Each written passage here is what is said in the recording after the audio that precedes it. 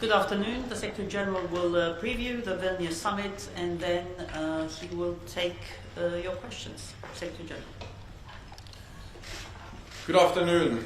NATO heads of state and government will meet in Vilnius next week at the critical moment for our transatlantic security. Russia's war of aggression against Ukraine continues to rage on.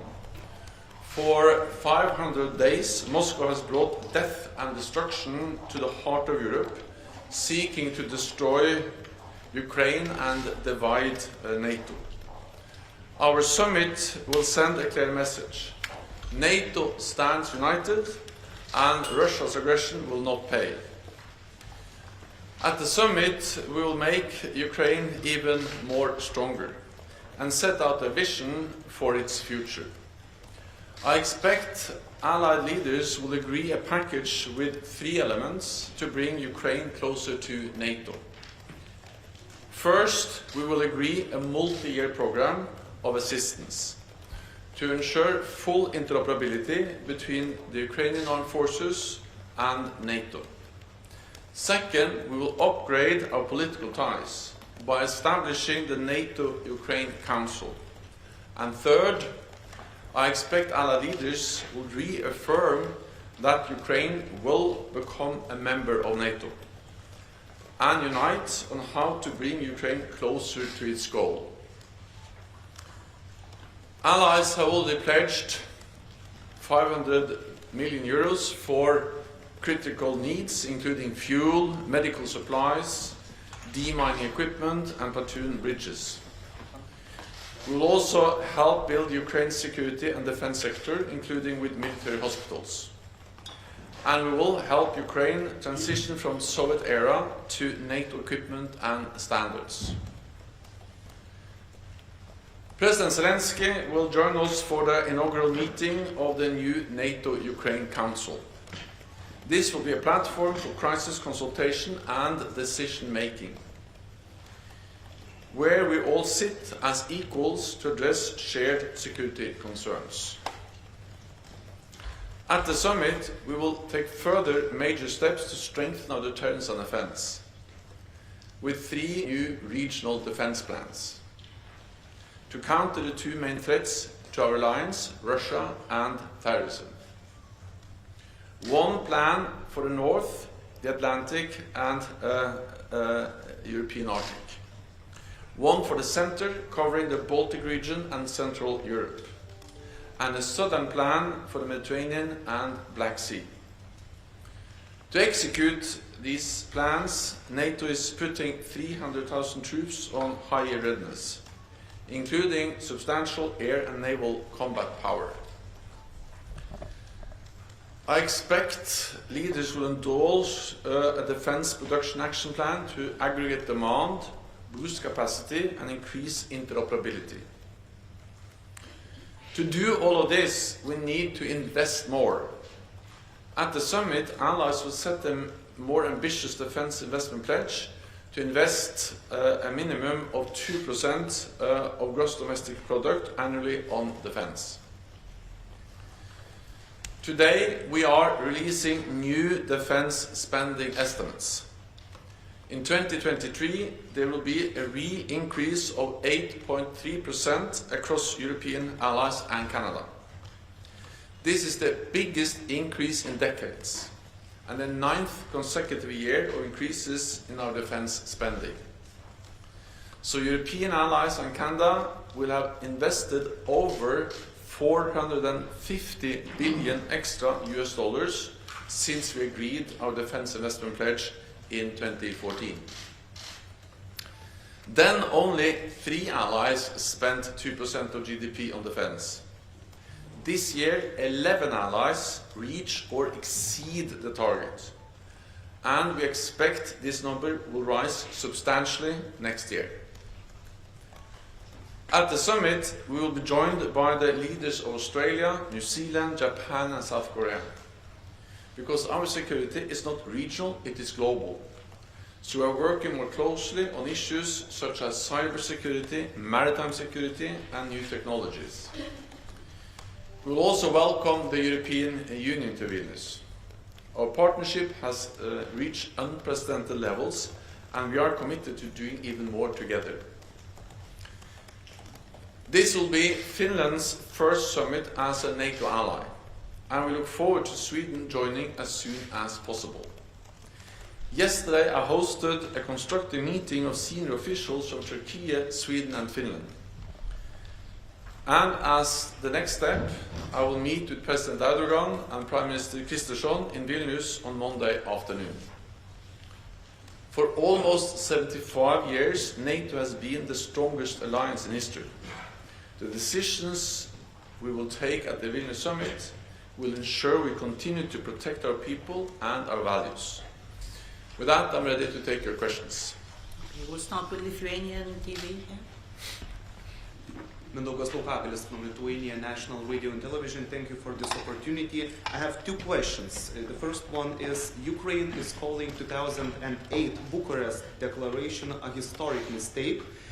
How Vilnius Declaration will be different from that? Because in 2008, the leaders said that Ukraine will become a NATO member, and it seems that you're going to repeat this in 2023. So what's the difference? And the other question is, have you heard something from President Zelensky? Will he participate in the summit? Thank you. There are many differences. One important difference is, of course, that Ukraine has come much closer to NATO because NATO allies have worked closely with Ukraine for many years, especially since 2014. So this has ensured a much higher level of cooperation and interoperability between Ukraine and NATO. And we will also, I expect also that leaders, when they meet in Vilnius, they will also agree a package that will help to move Ukraine even closer to NATO. Partly by establishing the NATO-Ukraine Council, which is a political platform where we can have crisis consultations and also actually make decisions together and deepen our political cooperation. The practical support, and not least the multi-year program, also has a clear political dimension, because by agreeing to stand by Ukraine and also help them for the longer term and to ensure full interoperability with NATO, we are helping Ukraine to come even closer to NATO and NATO membership. And then finally, I am confident that we'll find a united way also to address the specific issue on membership. But I will not go into the details of exact language now, because that is something we will announce when everything is in place by the summit. I look forward to welcoming President Zelensky at the summit and to have him taking part in the first or the inaugural meeting of the NATO-Ukraine Council. Okay, Tadef. Thank you very much. Florian Neuhan from ZDF German TV. Mr. Stoltenberg, first question would be, the US is actively considering, it says, to send cluster munitions to Ukraine, which are banned from more than 120 states. From a military point of view, do you think this is a good idea? Does Ukraine need such munitions? And from a political point of view, do you think it's wise to send weapons, munitions that are banned for good reasons? So NATO as an alliance do not have a position on the convention on cluster ammunition because a number of allies have signed the convention, but a number of allies have not signed the convention. It is for individual allies to make decisions on the delivery of weapons and military supplies to Ukraine. So this will be for governments to decide, not for NATO as an alliance. We are faced with a brutal war, and we have to remember that this brutality is also reflected in the fact that we every day see casualties, and that cluster munitions is used by both sides, or cluster munitions are used by both sides. And Russia used cluster munitions in their brutal war aggression to invade another country, while Ukraine is using it to defend itself. The best way to end this brutal war is for President Putin and Russia to stop attacking another country. That's also the best way to stop all the suffering, the casualties, and the death we see caused by different types of weapons on the battlefield every day. NTV. Secretary General Gül Solomon from NTV Turkey. The meeting of yesterday with regard to Sweden was rather a kind of icebreaker between the Turkish side and the Swedish side. You said that it was constructive. However, when we see the statement of the Turkish Minister of Foreign Affairs and his Swedish counterpart, there are still a gap. So how would you be able to bridge that gap until next Monday? And what kind of pressure, because you also call always on Turkey, but what kind of pressure you could do on Sweden so that they somehow try to face or at least release the concerns of Turkey? Thank you very much. For me, I think words like constructive and good is better than icebreaker, if I'm going to describe the meeting we had yesterday. It was a good meeting, it was a constructive meeting, and we made progress. And I'm confident that we'll continue to make progress, but there are still gaps to be bridged. And that's also the reason why I have invited President Erdogan and Prime Minister Kristersson to meet next month on Monday, also in a few days in Vilnius, and we will meet there together, the three of us, with our experts, to sit down and look into the details, the concrete issues, and where we see differences between the Swedish position and the position of Turkey. And then that's the way to overcome differences when they exist, as they now do in the issue related to the final ratification of Swedish accession into NATO.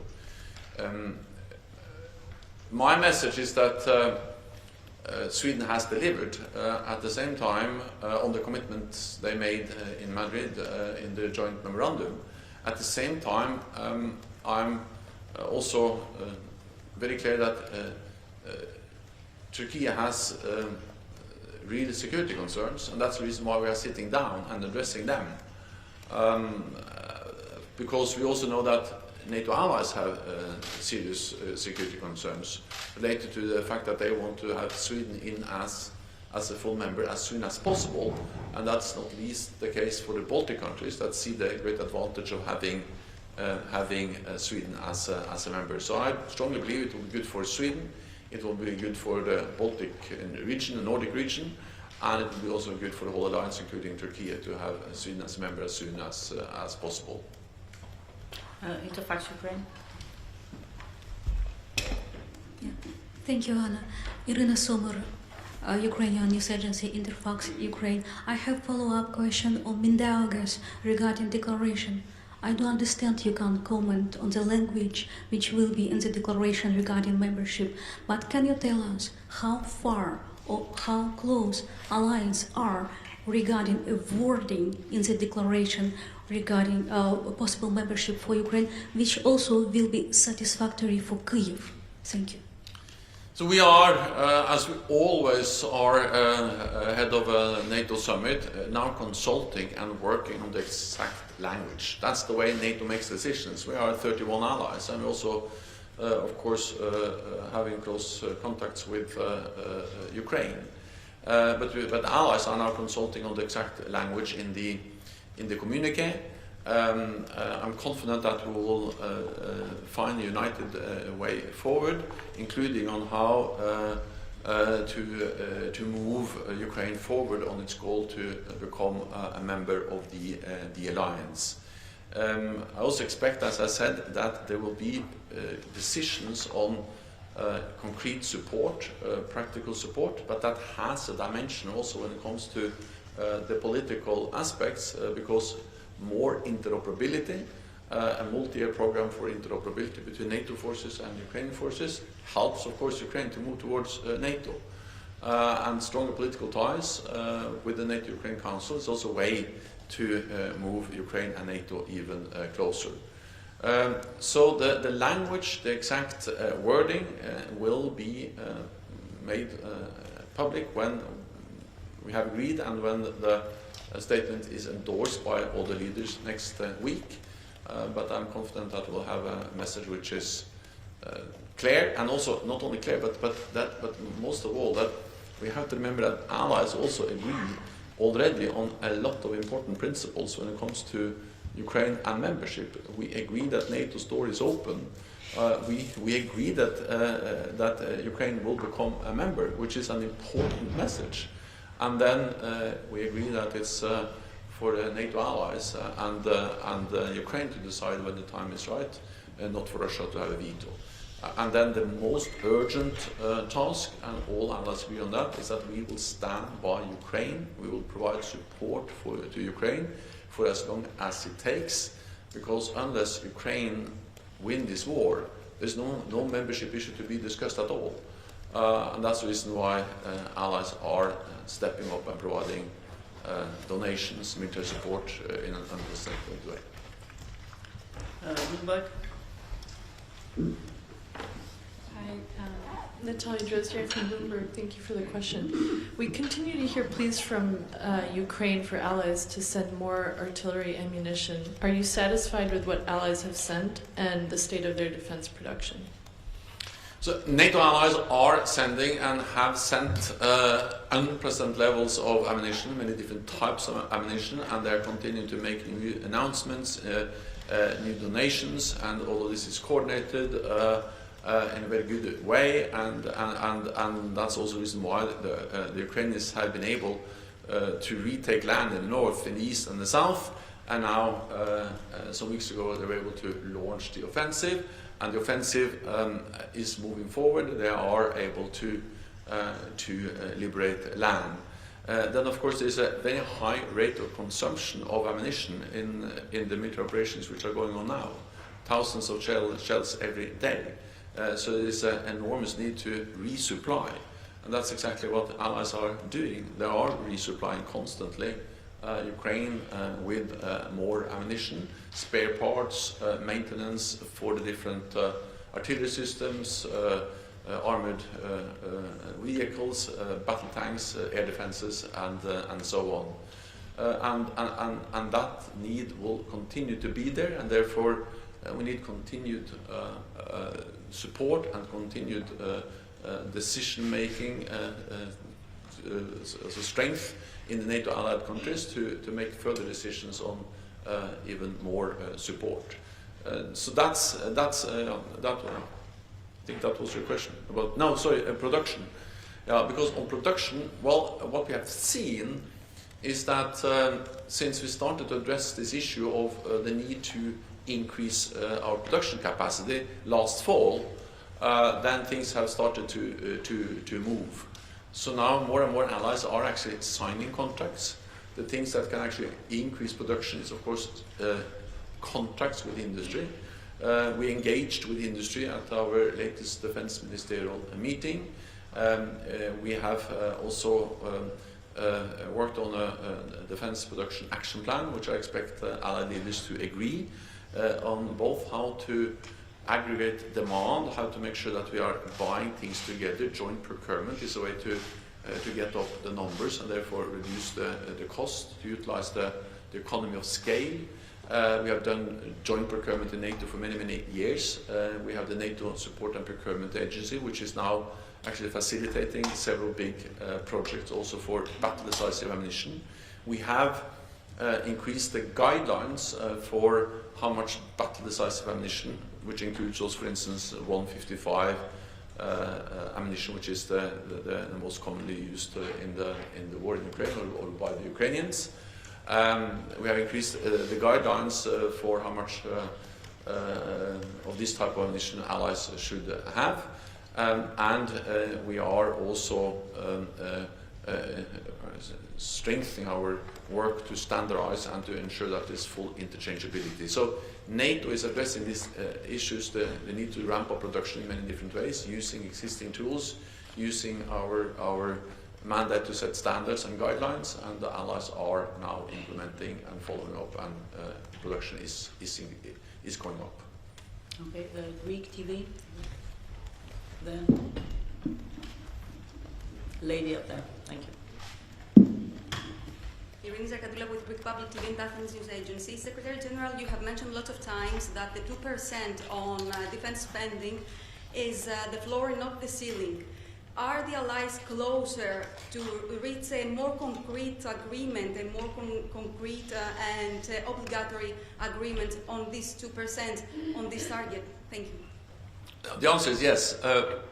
We have made good progress on also agreeing a new defense investment pledge, where we regard 2% of GDP for defense not as a ceiling, but the minimum floor.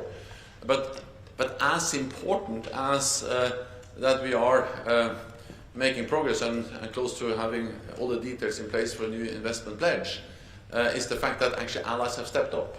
So this commitment is not only demonstrated in words, but also in deeds. And the new defense investment figures we released today for defense investments in 2023 are encouraging. They are positive. Their biggest increase in decades, 8.3% increased defense spending across Europe and Canada. That is in real terms, adjusted for inflation. That is something we haven't seen across NATO for decades, and reflects that NATO allies are taking this extremely seriously, because to provide support to Ukraine, to sign long-term contracts for defense production with the defense industry, to replenish our own stocks, to invest in more high-end capabilities, there is a need for more money. And now the extra money is coming in with in total 450 billion since we made the defense investment pledge, and only this year 8.3% increase. So that reflects that this is something which is taken extremely seriously by allies. So of course, still we have a way to go, and therefore I expect further increase next year. And that also, we expect this year 11 allies to meet the 2% guideline, which is significantly more than when we made the guidelines in 2014. That was a decade pledge that will then run out or end in 2024. So in next year we expect significantly, substantially more allies to meet the 2% target, and then to move on from there when you agree a new pledge at the summit in Vilnius.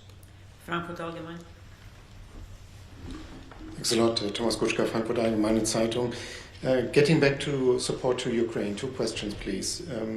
The first one on the comprehensive action plan.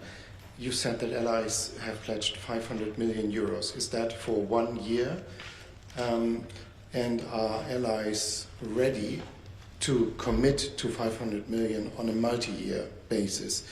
And the second question on bringing Ukraine closer to NATO, what would it mean in practical terms if the map requirement were dropped? Thank you.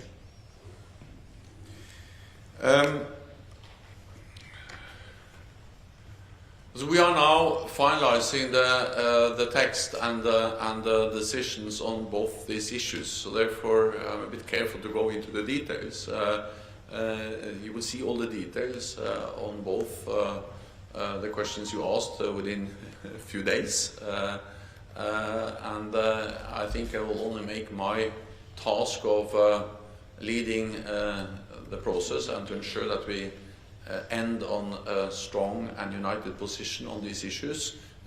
More difficult if I now, at this press conference, went into the exact details of the language and the wording and the different alternatives which are now addressed.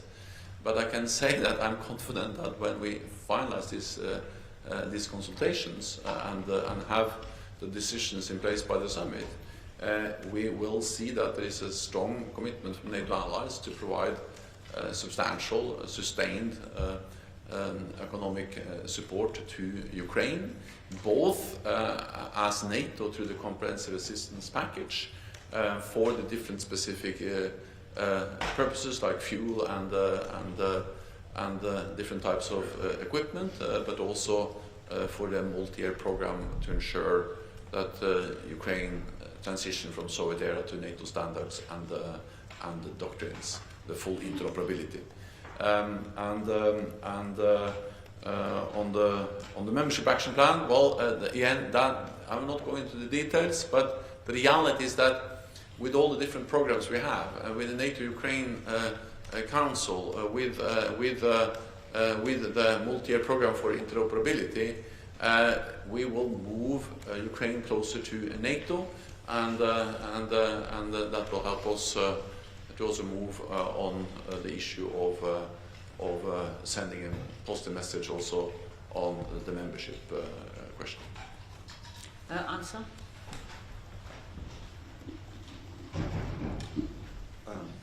Thank you for the opportunity, Mattia Bagnoli, ANSA. Mr. Secretary General, we have been hearing lately worrying signals both from Russia and Ukraine on possible provocation at Zaporizhzhia nuclear plant.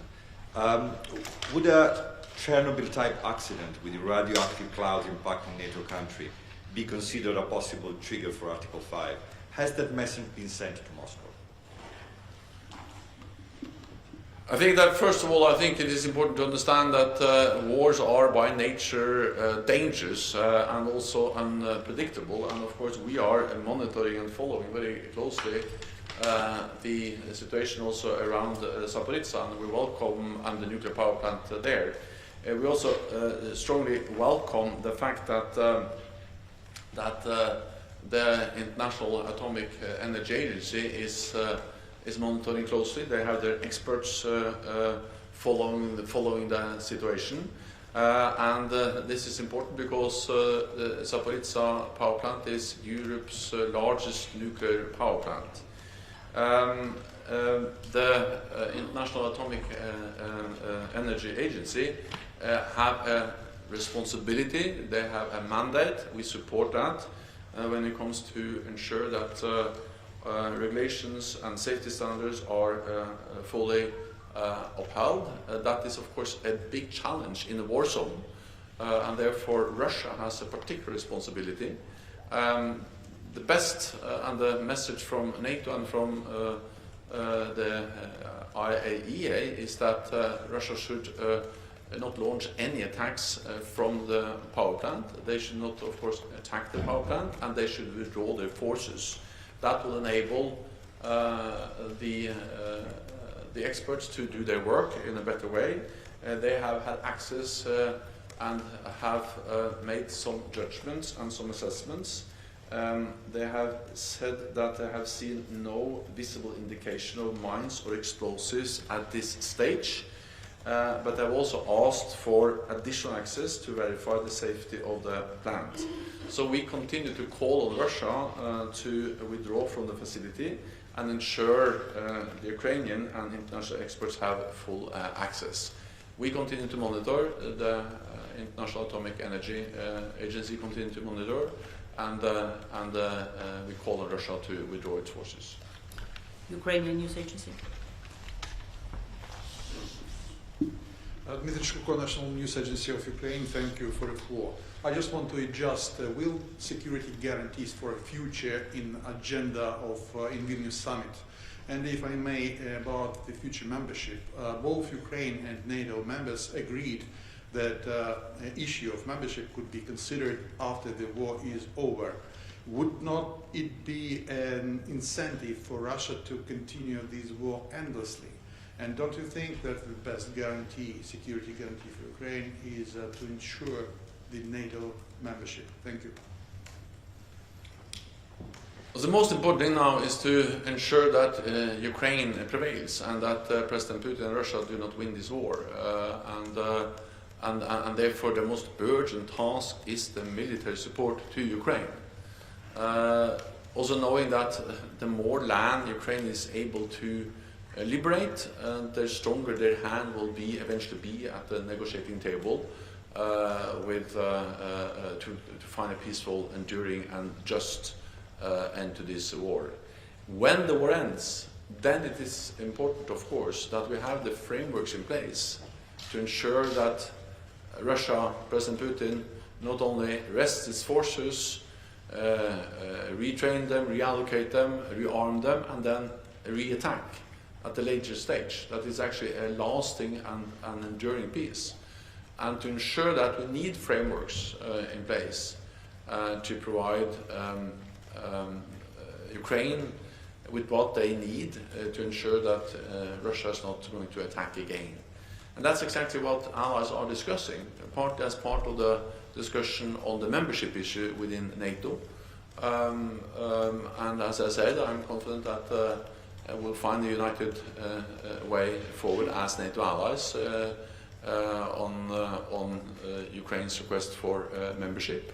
We will also, I expect, make some concrete decisions on interoperability and all the things that will help Ukraine to move closer to NATO. Then it is also publicly known, and it has been announced by several allies, that there are bilateral and actually also some multilateral consultations with Ukraine on different types of security arrangements. And I welcome also those efforts. We have been briefed about them, and it will just complement and underpin the efforts of NATO as an alliance. The message is, of course, that we take our decisions as sovereign independent nations together with Ukraine. So it's not for Russia to make any decisions, to have any veto. And again, we help Ukraine to win this war by providing military support, and we'll continue to do that. Okay, Reuters.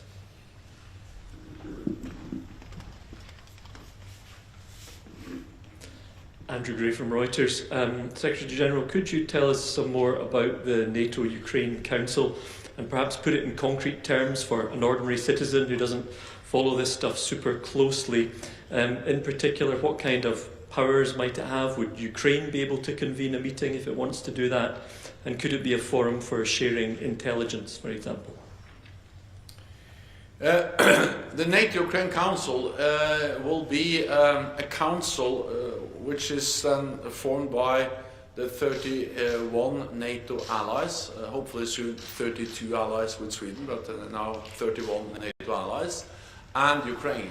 And we will be together in the council as equals, and we will agree what we call modalities on how and how often this council will meet. But I expect that we will agree modalities that also then ensures that individual members of the council, and that includes also, of course, Ukraine, can call a meeting to have what we call crisis consultations. That is, if they feel threatened in any way, and or they see any need for urgent consultations, then they can invoke this crisis consultation mechanism between the NATO allies and Ukraine as members of the council. Then the council can also make decisions, and it's fundamentally for the council to decide what decisions they can make. But this opens up for more practical joint activities. It opens also up for establishing subcommittees to address specific tasks, issues, be it cyber or be it I don't know, interoperability, or that's up for the council to decide. And for instance, a work program. So the whole idea is that by establishing it, we establish a body where we actually do things together, decide things together, consult together on issues that matter for our security. And that brings, again, Ukraine closer to NATO, and it provides Ukraine and all of us with a tool that we can use to do more together and strengthen the cooperation and the ties between Ukraine and all the NATO allies. So this will bring Ukraine closer to NATO. It will be good for Ukraine and good for NATO, and the inaugural meeting will be next week in Vilnius. Deutsche Welle. From Deutsche Welle. Just a follow-up on the cluster bombs. Germany has already said that they are opposing sending cluster bombs to Ukraine. We understand that they could help Ukraine advance with their offensive. But if the US indeed decides to send them, is there not a risk that we could see first cracks in NATO's unity with regards to that topic? Thank you. Well, it is for individual allies to make decisions on what type of weapons.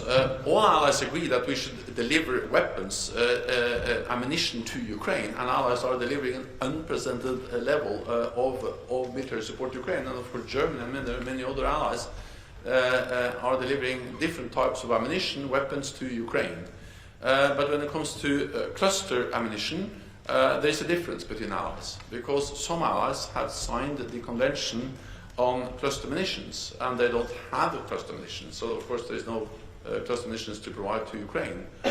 Other allies have not signed the convention, and many of them, or at least some of them, have cluster munitions.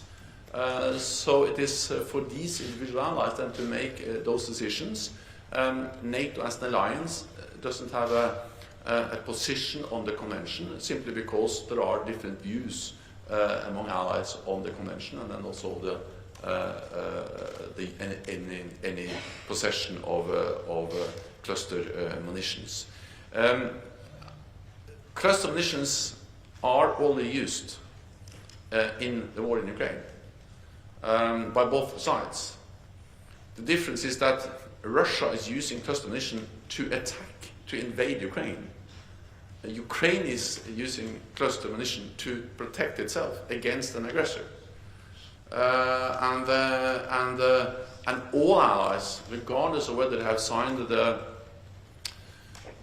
Convention on Cluster Munition, agree that we should provide military support to Ukraine, as we do, also Germany.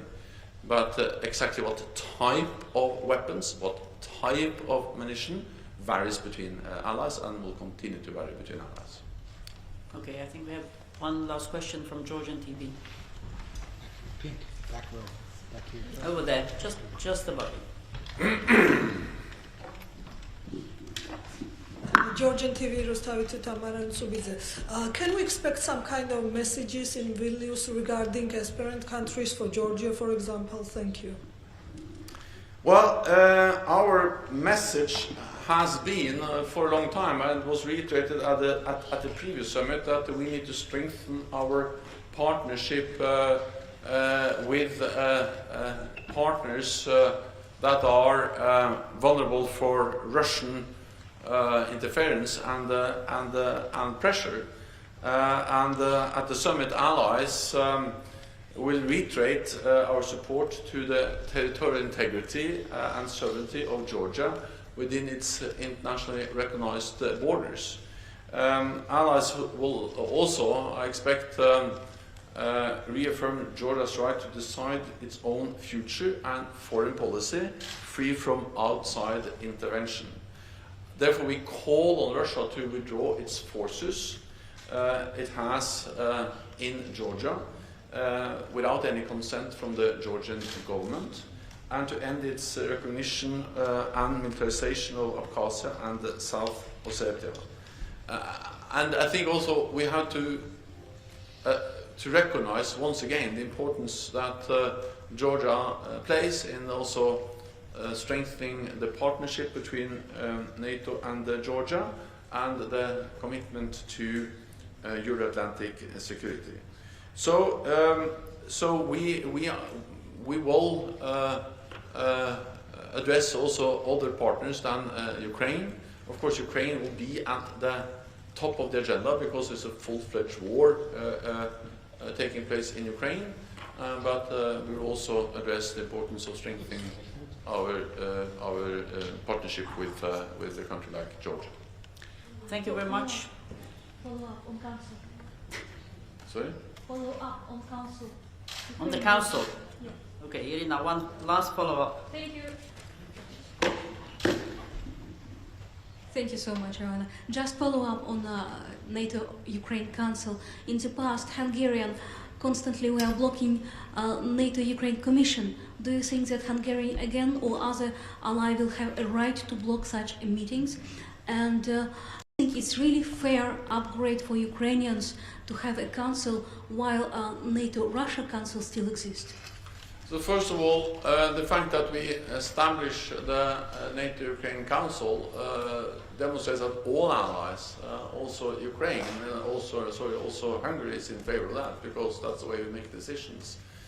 Second, we have the modalities that will ensure that we can convene the meeting, and we will of course continue to, when we start to have meetings in the NATO-Ukraine Council, I'm absolutely confident we'll continue to have meetings also in the future. Thank you very much. This concludes this press conference.